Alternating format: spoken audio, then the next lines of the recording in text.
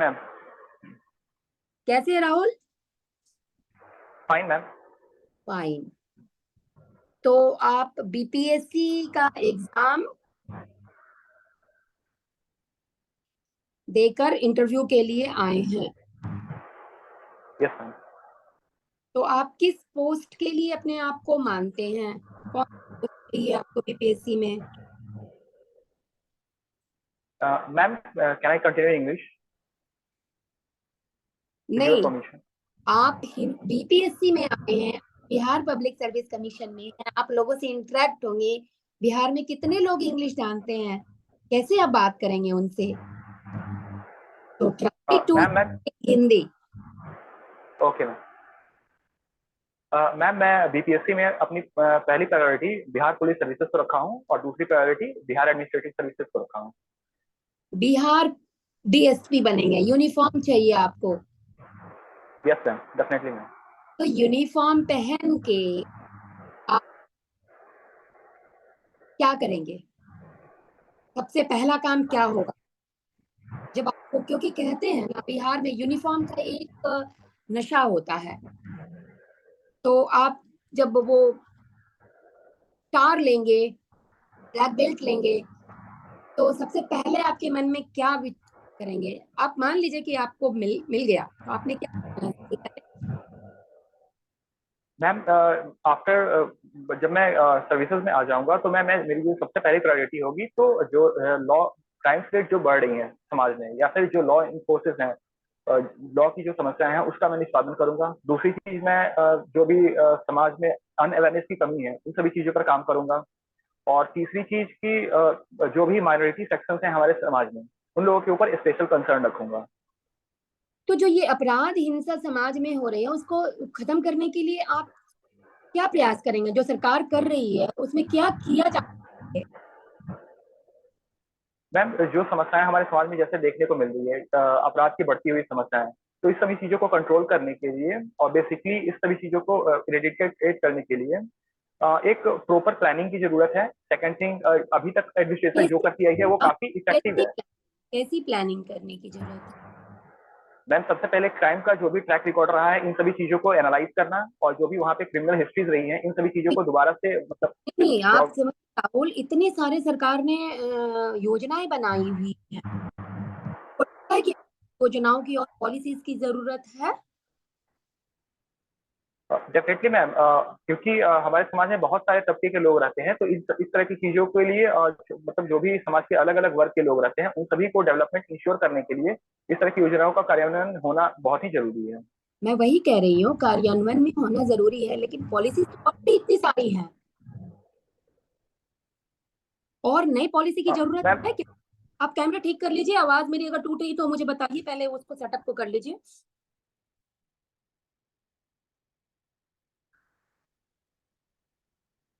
Hello.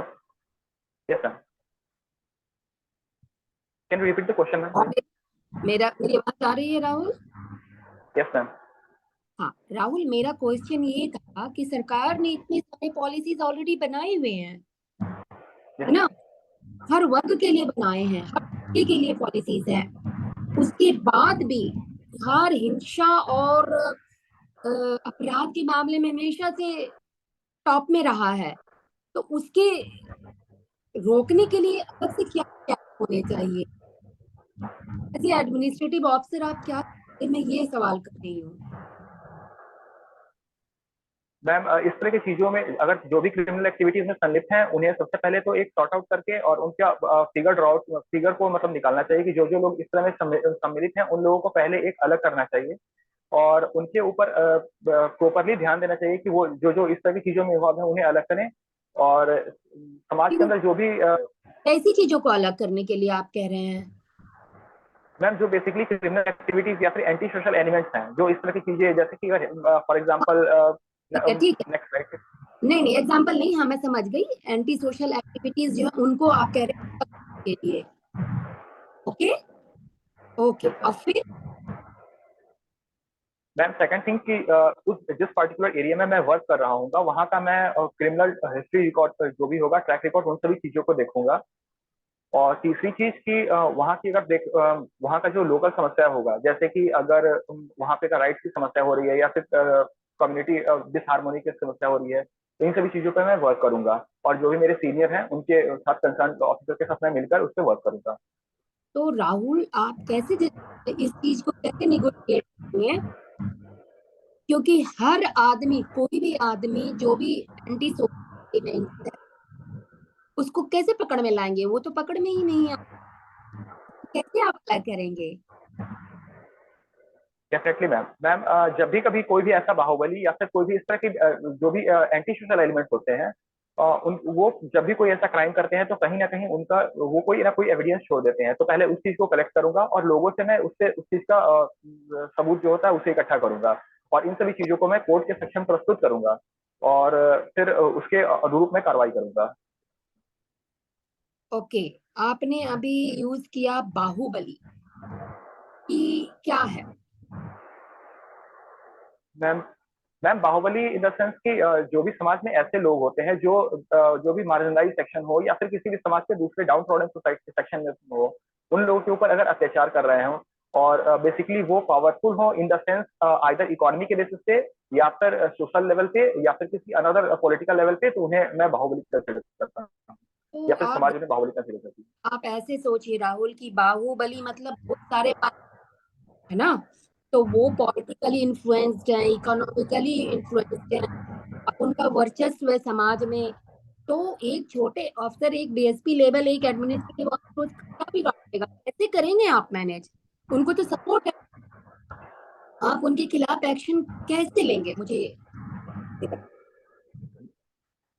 Ma'am इस तरह की चीजों के लिए सबसे पहले एविडेंस की जरूरत होती है, तो मैं सबसे पहले एविडेंस कलेक्ट करूंगा उन सभी चीजों के लिए और फिर जो भी लोग होंगे, जिस लोगों के साथ इस तरह की समस्याएं इन्वॉल्व हो रही हैं, उनके साथ मैं कम्युनिकेट करूंगा और उनके साथ जो भी एविडेंस होंगे उनके थ्रू इकट्ठा करूंगा और उस पार्टिकुलर लोगों को मैं कानूनी रूप से संरक्षण प्रोवाइड करूंगा ताकि वो अपने बयान से बदले ना। और फिर मैं इन सभी चीजों को कोर्ट के समक्ष प्रस्तुत करूंगा और उसके अनुसार मैं कार्रवाई करूंगा।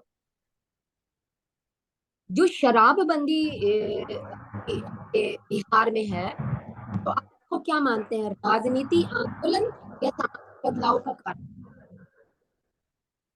मैम समाज शराबबंदी एक सामाजिक बदलाव का सबसे बड़ा स्रोत है, क्योंकि इसके तहत सिर्फ व्यक्ति के अंदर ही सुधार नहीं हुआ है बल्कि विमेन का ही कहीं ना कहीं इम्पावरमेंट हुआ है। क्योंकि ऐसे देखा जा सकता है कि समाज में पहले के जो अपेक्षा जितने व्यक्ति मतलब इसके शराब का सेवन करते थे, तो उसके कारण से महिलाएं भी कहीं ना कहीं प्रताड़ित हो रही थी। तो उससे समाज में भी सुधार हो रहा है और विमेन का भी इम्पावरमेंट हो पा रहा है। पर तो ये एक इस सामाजिक सुधार कर रहा है। हाँ ठीक है, लेकिन इससे आपको नहीं लगता कि पड़ोस के राज्यों में ज्यादा प्रेशर बढ़, वहां से लोग गलत तरीके से का आयात निर्यात करते हैं? मैम जब भी किसी भी पॉलिसीज को इम्प्लीमेंट किया जाता है तो कहीं ना कहीं उसके पॉजिटिव और निगेटिव कॉन्सिक्वेंसेज होते हैं। जैसे कि लिकर बैन होने के बाद से इसके कुछ निगेटिव कॉन्सिक्वेंसेज देखने को मिले, जैसे स्मगलिंग की जो समस्या है वो काफी बढ़ गई जैसे दूसरे राज्यों से। लेकिन इसके लिए बिहार गवर्नमेंट के द्वारा चलाई जा रही स्पेशल मद निषेध परियोजना, उसके तहत स्पेशलाइज फोर्सेज का गठन किया गया है और फिर स्पेशल सिक्योरिटी एजेंसीज का गठन किया गया है जो इन तरह और की चीजों को कंट्रोल कर रही है। एक चीज बताइए Rahul, as a officer border पे नियुक्त हैं, और शराब की बड़ी बड़ी एक बोतल बिहार में प्रवेश करने की कोशिश कर रही है, लेकिन आप, वो यूपी बॉर्डर पे है, आपको लग रहा है कि जैसे ही थोड़ी सी चूक हुई वो आ जाएगा, लेकिन वो यूपी बॉर्डर पे है, तो आप क्या समझ, क्या करेंगे? प्रैक्टिकली रूप से आप, वो आएगा ही आएगा, तब आप क्या करेंगे? Ma'am can you please repeat the question because it is not Audible ma'am. आप अगर बॉर्डर पे पोस्टेड हैं, यस मैम। आइदर ये Bihar Bengal, either it is UP Bihar, और एक शराब की ट्रॉली आयात होने की कोशिश की जा रही है, बिहार में एंटर कराने की कोशिश कर रही है, लेकिन वो बिहार में अंदर नहीं है, अभी आपके बाहर है, पर आपको लग रहा है कि थोड़ी सी चूक हुई और वो अंदर, on that what will you do? Definitely ma'am. Ma'am जब भी मैं अगर किसी भी बॉर्डर एरिया से पोस्टेड होऊंगा, फॉर एग्जांपल यूपी के रीजन में या फिर किसी अदर रीजन में, तो अगर मैं वहां पे अपना जो भी लोकल इंटेलिजेंस सेटअप होगा मैं उसे स्ट्रेंथन करूंगा और जब भी इस तरह की चीजें इम्पोर्ट हो, सॉरी, हमारे राज्य के अंदर प्रवेश कर रही हो, तो वो चीजें के बारे में मुझे पहले से जानकारी उन लोगों के थ्रू हो जाएगी। तो सबसे पहले मैं लोकल अथॉरिटी, लोकल यूनिट के तहत उनके ऊपर नजर रखूंगा। और फिर जो बगल आसपास के राज्य हैं उनके उस तरीके पुलिस को मैं अलर्ट करूंगा, पुलिस फोर्सेस को अलर्ट करूंगा, और अपनी पुलिस यूनिट को अलर्ट करके, और जब वो हमारे सीमा में प्रवेश करेंगे तो मैं उन्हें कैप्चर कर लूंगा, और फाइनली कानूनी रूप से मैं कार्य करूंगा। कहीं चूक हो जाती है, पुलिस महकमे में भी कहीं ना कहीं एक त्रुटि होती है, कहीं ना कहीं आपका एक होल होता है और आपको उसकी भनक नहीं लगती है, लेकिन त्रुटि हो गई, त्रुटि हो गई है। लेकिन कैसे हुई है वो उस समय जो प्रेशर पॉलिटिकली या और तरीके से होगा, और उस समय कैसे मैनेज करेंगे, मुझे कोई 2-3 आंसर बताइए। मैम, पहली चीज की, अगर मैं उस एरिया में पोस्टेड हूँ तो मुझे नहीं लगता है कि इस तरह की चीजें या फिर त्रुटि होंगी या फिर होने की संभावनाएं होंगी, क्योंकि मैं पूरे, अगर मुझे इस तरह की इन्फॉर्मेशन मिलती है तो मैं पूरे दल बदल के साथ और अपने यूनिट के साथ मैं पूरी तरीके से अलर्ट रहूंगा उस एरियाज में। मैंने बोला आपके महकमे में कहीं एक होल है, क्वेश्चन समझिए, यस। आपके महकमे में एक होल है, वजह वो है और आपको पता नहीं है और त्रुटि हो गई है। ओके। तो मैं अगर वो चीजें अगर हमारे राज्य में प्रवेश कर चुकी हैं तो मैं सबसे पहले तो उसे जहां भी हो वहां पे मैं उसे रुकवाऊंगा, और फिर जो भी ड्राइवर्स वगैरह हैं या फिर जो भी अथॉरिटीज से रिलेटेड हैं, मैं उसे उनके साथ पूछताछ करके और इंफॉर्मेशन को निकलवाऊंगा, और जो मेरे महकमे में जो व्यक्ति इसके लिए जिम्मेदार थे उसे मैं कंसल्ट करूंगा, और मैं पूछूंगा कि इस तरह की जो भी चीजें हो रही हैं उसके ऊपर मैं उनके ऊपर कानूनी कार्रवाई करूंगा। चलिए, नक्सल समस्या बहुत बिहार में है, यस इसका मैम। कोई स्थायी समाधान है आपके नजर में?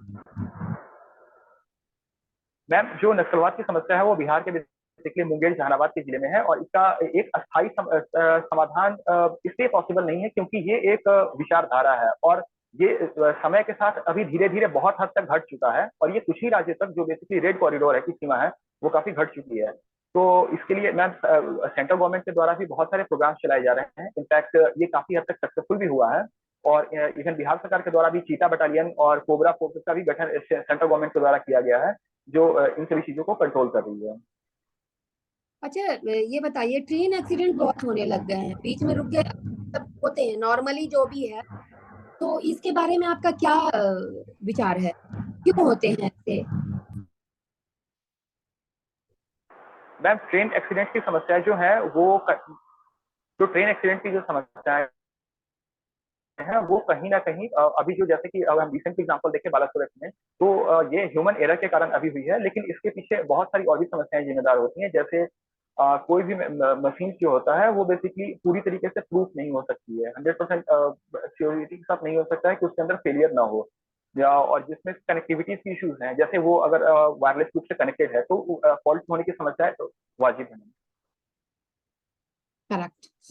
बिहार के बारे में बताइए कुछ, बिहार में जो लोक कला है उसके बारे में कुछ क्या?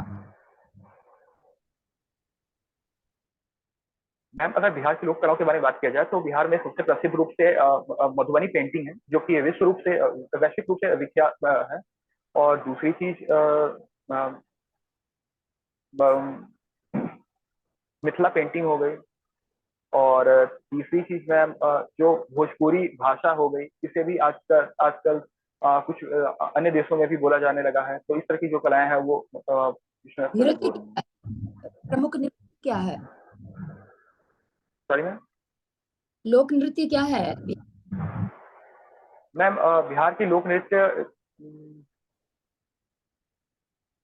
जट जटिन है मैम। क्या है? जट जटिन।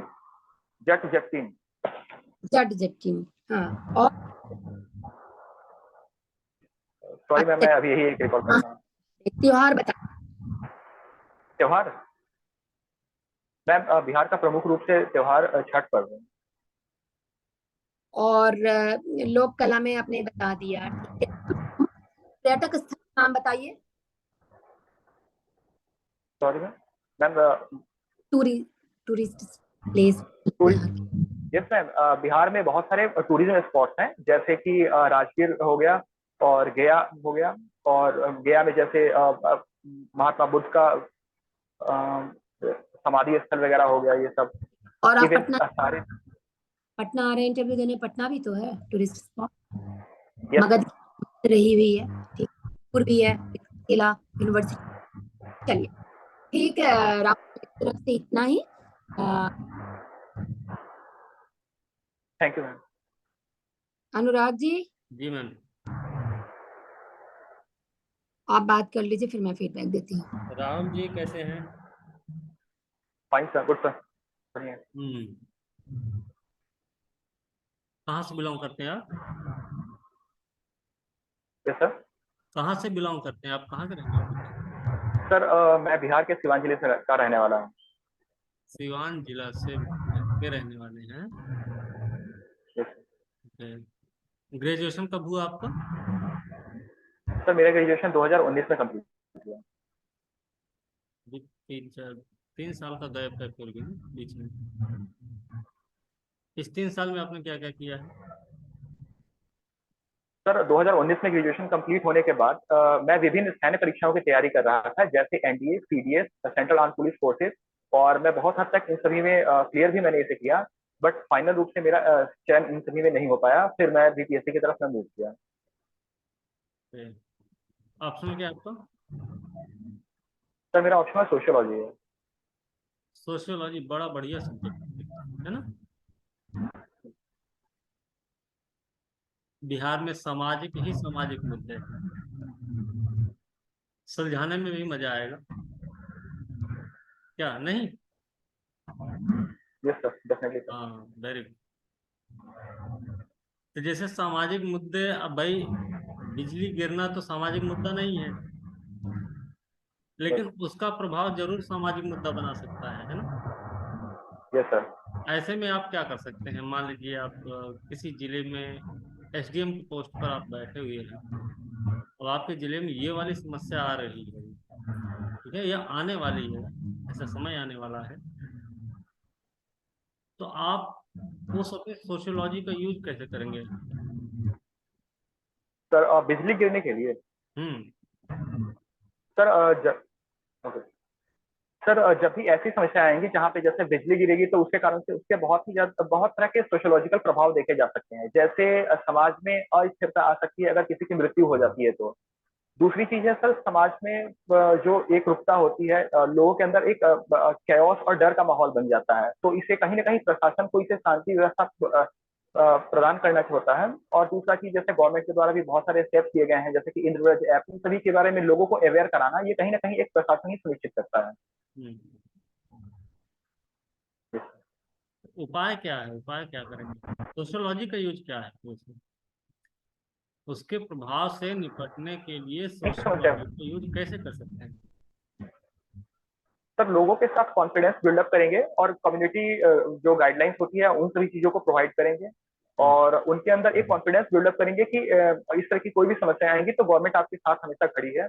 और लोगों के अंदर अवेयरनेस क्रिएट करेंगे, एजुकेशन लेवल को जहां तक हो सके वो इम्प्रूव करेंगे। ओके। अभी करंट का कोई मुद्दा आपको याद है तत्काल में जो आपने पढ़ा हो? यस सर, इसराइल की अभी जो समस्या चल रही है, इसराइल और हमास का जो युद्ध अभी हो रहा है, ये एक प्रमुख समस्या अभी वैश्विक रूप से देखने को मिल रहा है। भारत में? सॉरी। भारत में कौन सी समस्या अभी चल रही है? अभी कुछ नई न्यूज नहीं आई है? भारत में सिक्किम में अभी रिसेंटली बहुत ही ज्यादा बारिश हुई। Sorry sir. बताइए ना। ठीक। सर सर सिक्किम में बहुत ज्यादा अभी बाढ़ की समस्या आई हुई है, क्लाउड बर्स्ट के कारण, जिसके कारण से वहाँ पे 4 दूसरी हिंसा की घटनाएं सामने आई हैं। और मैं अभी 2 ही रिकॉल कर पा रहा हूँ सर। ये जातीय जनगणना वाला क्या मामला है? अभी जैसे अभी ये भी सुनने में आ रहा है कि मंडल कमीशन का जो मुद्दा था, मंडल कमीशन जो आया था, उसको नई दिशा दे दी गई है, नई राह पे आ गया है, ऐसा कुछ कहा जा रहा है। लेकिन फिर कहते हैं कि नहीं नहीं, राजनीतिक पैंतरा तो बदलना पड़ेगा। ये क्या है? मतलब जातीय जनगणना के फायदे और नुकसान आप हमें बता सकते हैं? पांच पांच फायदे, पांच नुकसान। सर जातीय जनगणना की अगर फायदे की बात की जाए तो सबसे पहली चीज है सर, इसके तहत गवर्नमेंट को एक प्रॉपर प्लानिंग, प्रॉपर डेटा मिलेगा जिसके तहत वो डेटा सेंट्रिक पॉलिसीज बना सकेगी। दूसरी चीज है सर, जो हमारे समाज में डाउन ट्रॉडन सोसाइटी है, कुछ पार्टिकुलर कास्ट में, उन लोगों के बारे में हम उन्हें हम पार्टिकुलरली लिस्ट आउट करेंगे और उन्हें हम बेनिफिट का लाभ देंगे। तीसरी चीज सर, जो हमारे रियल बेनिफिशियरीज हैं, जो जिन्हें गवर्नमेंट की पॉलिसीज को जो रियली प्रभावित करता है, उन लोगों को हम लोग सॉर्ट आउट करके और उन्हें इस तरह की चीजों को प्रोवाइड करेंगे। चौथी चीज है सर, समाज में एक सस्टेनेबल डेवलपमेंट इंश्योर होता है पूरे बिहार का। और सर जहां तक इसके अगेंस्ट में बात है सर, तो मुझे नहीं लगता है कि इसके ऐसे कोई लॉन्ग टर्म अभी कोई निगेटिव इम्प्लीकेशन देखने को मिल रहा है। बिहार में कृषि की समस्या है ना, किसानों की भी समस्या है, वो भी एक सोशल इशू में ही आती है। यस सर, किसानों की डेफिनेटली। ही समस्या की बात है तो किसान की समस्या में एक सतत कृषि विकास का मामला है, दूसरा है जैविक कृषि का मामला। तो आप हमें बता सकते हैं सतत विकास और जैविक कृषि एक दूसरे के कैसे पूरक हो सकते हैं, और किसानों को क्या लाभ हो सकता है इससे? यस सर, और जैविक कृषि की बात की जाए तो सर बेसिकली जैविक कृषि सिक्किम के द्वारा सबसे पहले हमारे देश में लाया गया था और बिहार में भी इस तरह की चीजों को अडॉप्ट किया जा रहा है। तो ये कहीं ना कहीं अगर जैविक कृषि को अगर हम लोग बढ़ोतरी दे बिहार में, तो इसके कारण से जो एग्रीकल्चर की मार्केटिंग है वो हमारे राज्य में बढ़ेगी। और क्योंकि आजकल जो भी एग्रीकल्चर बेस्ड प्रोडक्ट आ रहे हैं वो कहीं ना कहीं केमिकल्स और फर्टिलाइजर्स का यूज करके उन्हें प्रोड्यूस किया जा रहा है, जो कि जो भी आजकल जागरूक नागरिक है वो इस तरह की चीजों को अवॉइड कर रहे हैं। तो अगर ये ऑर्गेनिक अगर कृषि हमारे राज्यों में अगर ज्यादा से ज्यादा इम्प्लीमेंट होगी, तो मुझे लगता है कि सर इसके कारण से एग्रो बेस्ड मार्केट जो है बिहार का वो काफी बूम करेगा। ओके,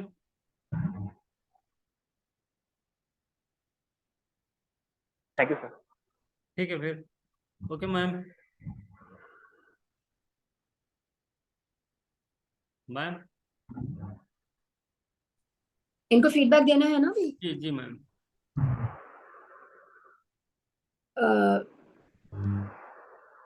आपको क्या लगता है, आपको इस इंटरव्यू के बाद आप फीलिंग क्या है?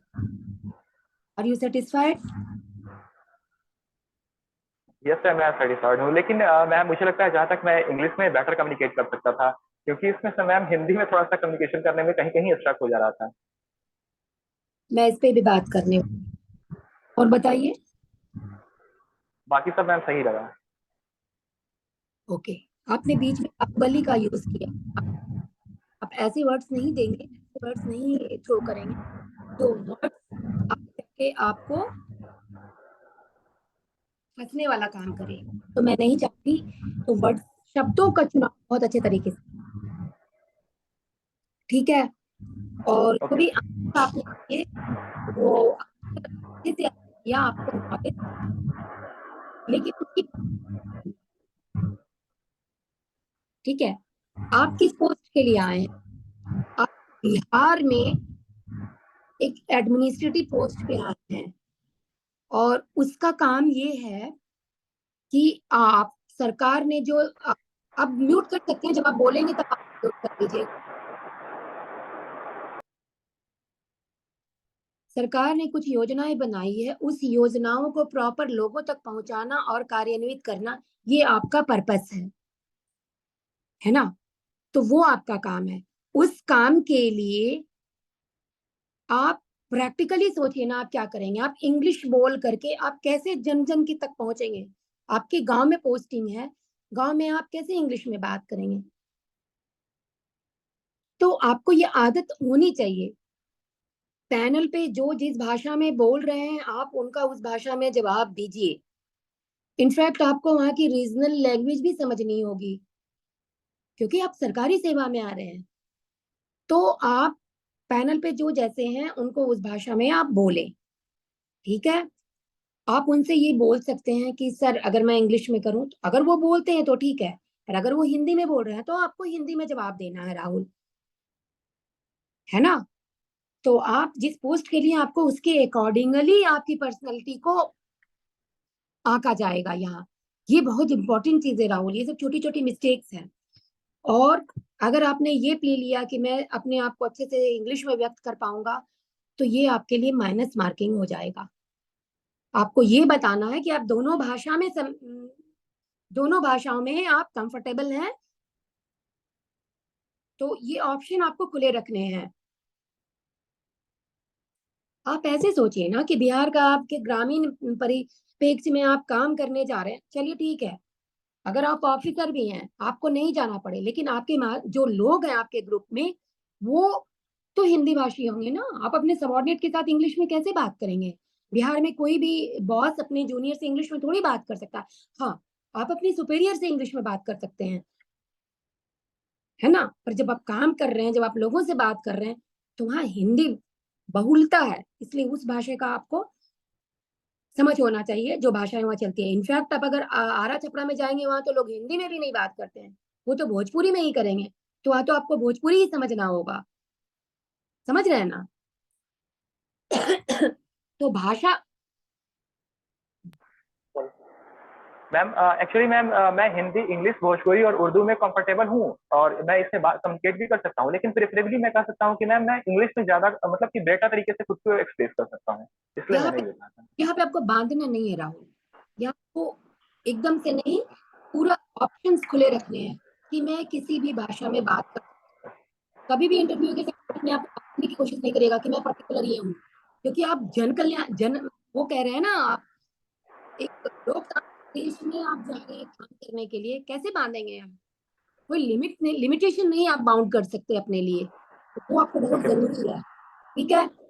और जो पूछा था कि अगर, जो मैंने टेक्निकल क्वेश्चन, ये क्वेश्चन आपको कहीं गूगल में नहीं मिलेगा, ये मैंने ऐसे प्रैक्टिकली पूछा आपसे कि है, शराब की बॉर्डर पे है और आप क्या करेंगे उस वक्त? उस वक्त क्या करना है आपको? अपने बाउंड्रीज को सील कर देना। यही मैं आपके मुंह से बुलवाना चाह रही थी।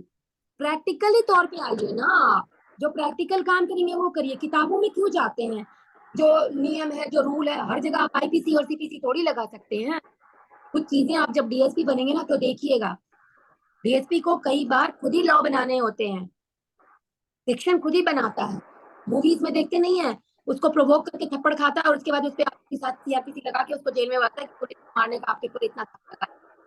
तो सबसे पहले क्या करेंगे? सबसे पहले आप अपने बाउंड्रीज को रोकेंगे कि कहीं से घुसपैठिया आ ही ना पाए, और जैसे वो अलाता आएगा वो उसको किसी ना किसी तरह से बंद करेंगे, उसको विनष्ट कर देंगे कि अंदर ही नहीं आए। अब दूसरा, इसी पे मैंने बोला था कि अगर आपके इसमें है तो बोलिएगा, आप अपने विभाग के लोगों के साथ बैठ के बात करेंगे, किसके साथ, उनके साथ मानसिक रूप से जुड़ेंगे, ताकि ऐसी योजनाओं को कोई अंजाम ही ना दे सके।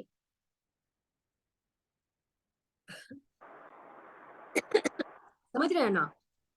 Yes ma'am.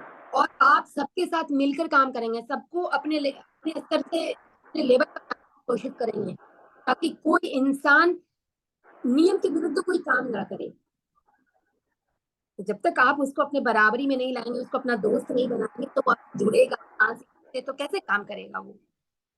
तो आपको ये भी बोलना है कि जन समुदाय के साथ, अपने साथ के लोगों के साथ मैं मानसिक रूप से जुड़ूंगा और उनकी समस्याओं से समझ के उनके स्वरूप काम करूँ, ताकि ऐसी कोई क्रियाएं हमारे समय में ना हो, हमारे क्षेत्र में ऐसी कोई घटनाएं घटित ना हो, है ना। और एक मैंने सिचुएशन बेस्ड क्वेश्चन किया था राहुल, क्या था मुझे ध्यान नहीं आ रहा है, बताइए कुछ ये कराइए।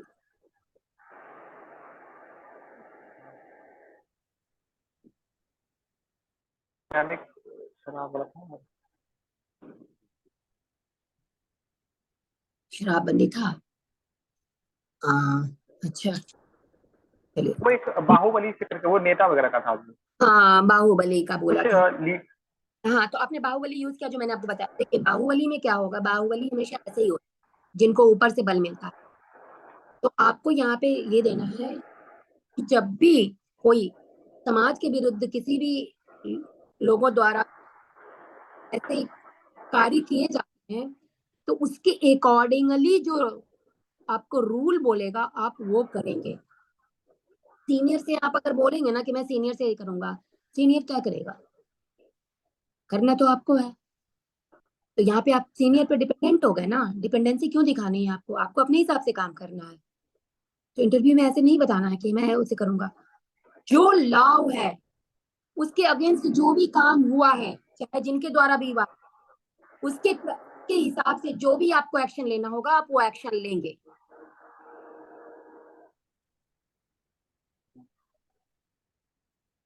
अब इस पे होगा कि भैया अगर किसी विधायक का प्रेशर आता है तो कुछ होता है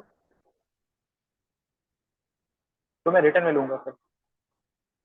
उसको आप अप्रिशिएट ही क्यों कर रहे हैं? आप उसको यही तो थोड़ा सा यहाँ पे स्मार्टनेस दिखाना है। मुझे नहीं लगता है ऐसा होगा। आप मान के क्यों चल रहे हो भाई? क्योंकि लॉ सबके लिए बराबर है, रूल्स सबके लिए बराबर है। और अगर ऐसा होता है तो मैं पहले उनको रूल्स बताऊंगा। रिजल्ट नहीं देना है आपको, मैं रिटर्न में लूंगा। रिटर्न में क्या लेंगे आप? वो लिख के देगा? नेता कभी लिख के देगा? उसको लिखना आता है? कोई नेता को लिखना नहीं आता। वो सब करना सीख लिया है पैसे काम लेने के लिए, नहीं कर सकेगा राहुल। प्रैक्टिकल बात करिए।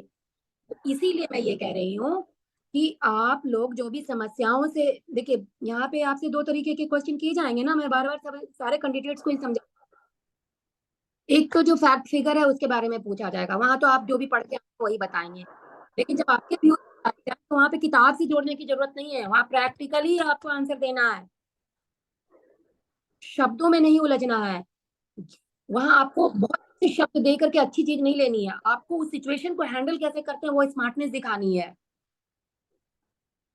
ठीक है? ओके। Yes ma'am. तो ऐसे बोलना है। और बिहार के बारे में थोड़ा सा जानिए। इतने पॉलिसीज बने हैं, आप बीच में बहुत सारे आए हुए हैं।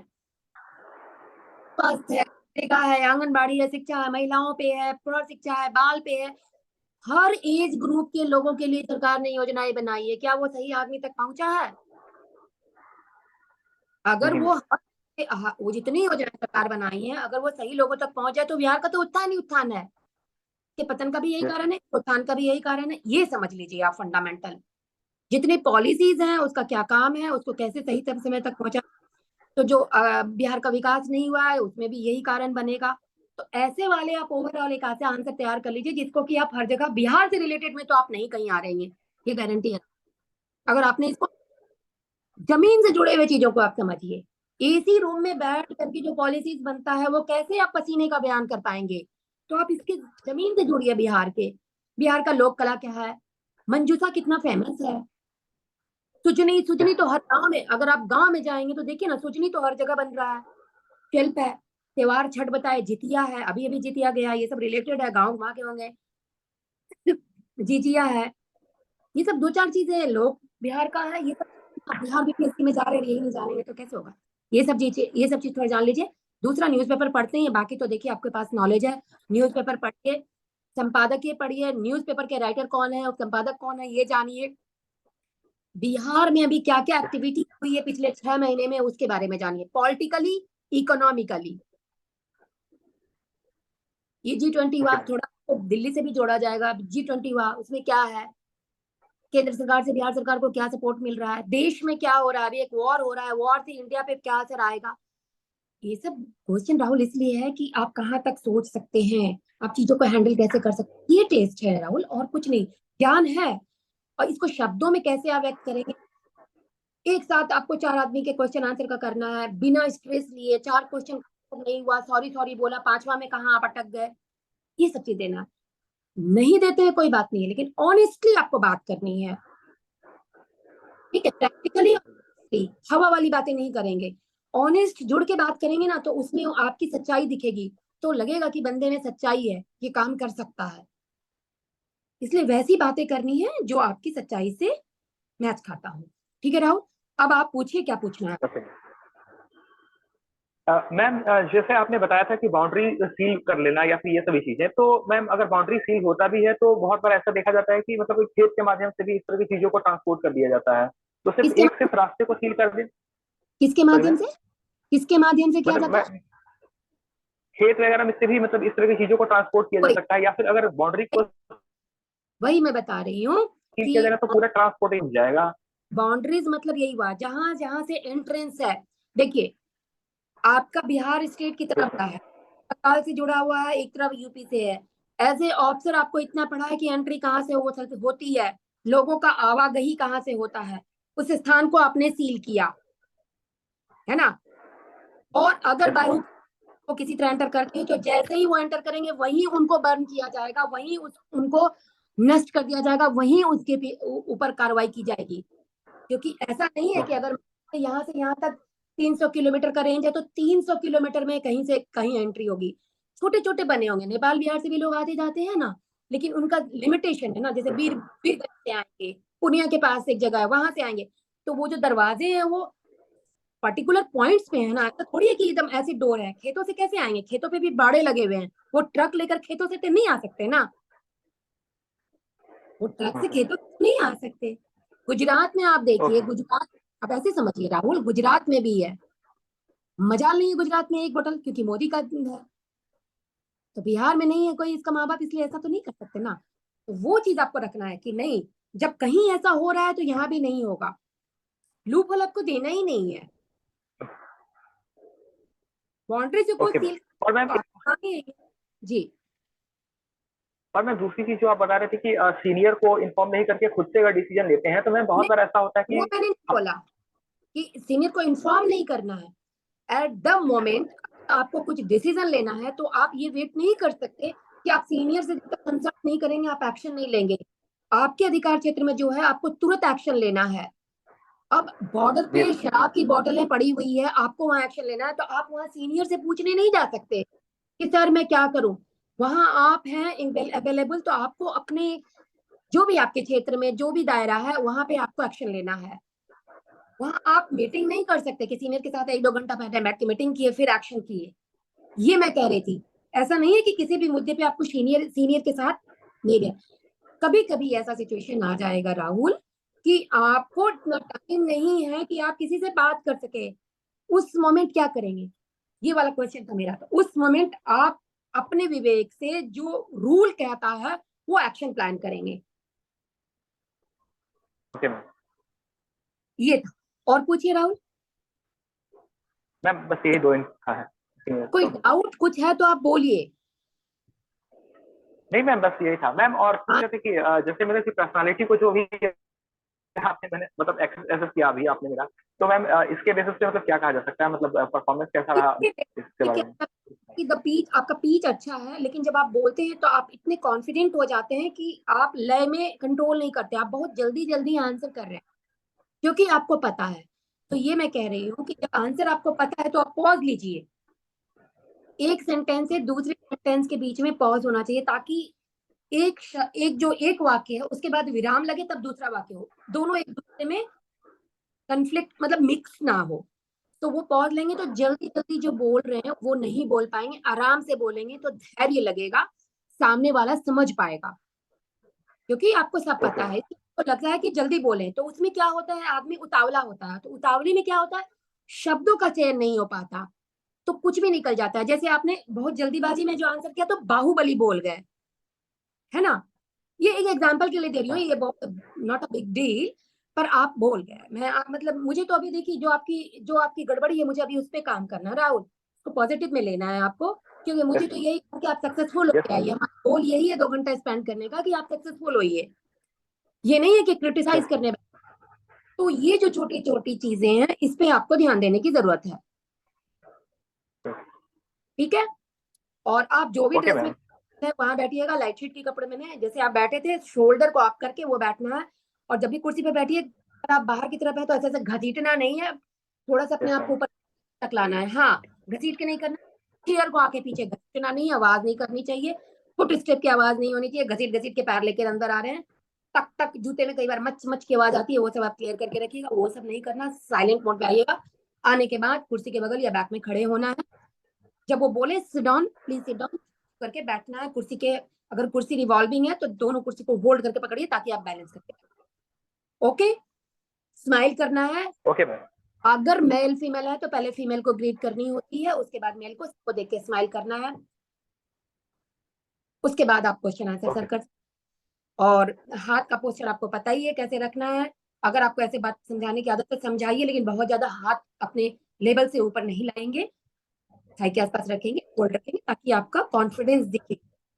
लगातार अगर 3 सवाल में आप फंसते हैं तब भी चौथे में आपको पेशेंस रखना है, क्योंकि आपको ये मान के चलना है कि आप क्वालिफाइड हैं, लूजर नहीं।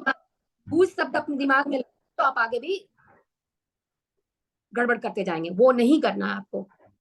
इतना भी सॉरी बोल कोई फर्क नहीं, अगर आपकी पर्सनालिटी अच्छी है, कॉन्फिडेंट है, तो आप 2 क्वेश्चन के आंसर में भी आप सेलेक्ट हो जाएंगे।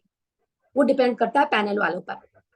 ये जरूरी नहीं है कि यहाँ जो पैनल पे सवाल किए जा रहे हैं वही सेम टू सेम आए, उनके मूड पे डिपेंड है। वहां 4 लोग होंगे, चारों डिफरेंट डिफरेंट बैकग्राउंड के होंगे, और वो भी सुबह से ले रहे होंगे। उनका मूड क्या होगा, उस समय उनके हाथ में न्यूज़पेपर होगा, उस समय वो जो टॉपिक में बात कर रहे हैं, मे बी कि नेक्स्ट क्रिकेट से वही पूछ रहे हैं, स्पोर्ट्स है, अभी वर्ल्ड कप चल रहा है, तो वर्ल्ड कप का आसान से तो पूछेंगे नहीं, अगर वर्ल्ड कप है तो कोई टेक्निक चीज पूछ देंगे।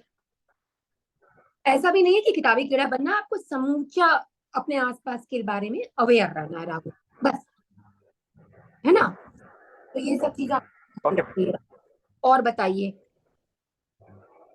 और सब मैम सही है मैम। कॉन्फिडेंस लेवल वगैरह मतलब जैसे बात कर रहे थे तो उसमें कोई दिक्कत नहीं हो रही? पीच भी अच्छी है, जो वॉइस की पीच है ना, आप समझिए मेरी बात, जो वॉइस की पीच है वो बहुत अच्छी है, आवाज आपकी अच्छी है।